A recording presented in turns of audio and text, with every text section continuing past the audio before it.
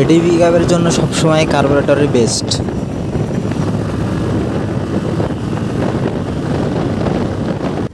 এই জায়গাতে আসার দুইটা কারণ, একটা হচ্ছে যে গাড়ি কিনেছি অনেক দিন হয়েছে, তেমন কোথাও ঘুরতে যাইনি, তো যার কারণে হচ্ছে আজকে বেরোইছি।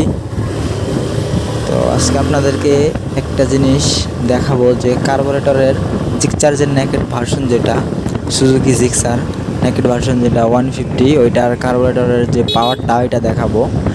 এই যেটা হচ্ছে যে আপনার 250, ওইটার ইঞ্জিন হচ্ছে যে একটাই, মানে হচ্ছে একটাই ভেরিয়েন্ট আছে শুধু এবিএস, এফআই এবিএস, ডুয়েল চালান এবিএস। আর এটার ভেরিয়েন্ট হচ্ছে তিনটা, একটা হচ্ছে কার্বোরেটর, আর একটা হচ্ছে যে এফআই, আর একটা হচ্ছে এফআই এবিএস। তো যারা হচ্ছে যে টানের জন্য নেবেন গাড়িটা, তাদের জন্য আসলে এবিএসটা না, তাদের জন্য হচ্ছে যে কার্বোরেটরটা বেস্ট।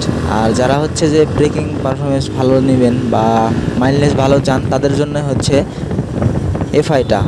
তো কার্বোরেটরটাও অনেক টান, আমি আপনাদেরকে জাস্ট একটু সিম্পল দেখানোর চেষ্টা করব এখন। তো সিম্পলটা জাস্ট একটু দেখেন, আপনারা লক্ষ্য করলে দেখতে পাবেন। এই তো অনেক টান, এটাতে প্রচুর টান, প্রচুর, এটাতে অনেক টান। ফোরবির মতো হবে না, বাট ফোরবির চাইতে খুব একটা কমও না। তো যারা টান পছন্দ করেন, ইয়াং আছেন, রেডি পিক আপটা একটু বেশি দরকার, তারা আসলে এটা নিতে পারেন। ঠিক আছে, জিক্সারে যথেষ্ট পরিমাণ টান এবং কন্ট্রোলিং সিস্টেমটাও অনেক ভালো।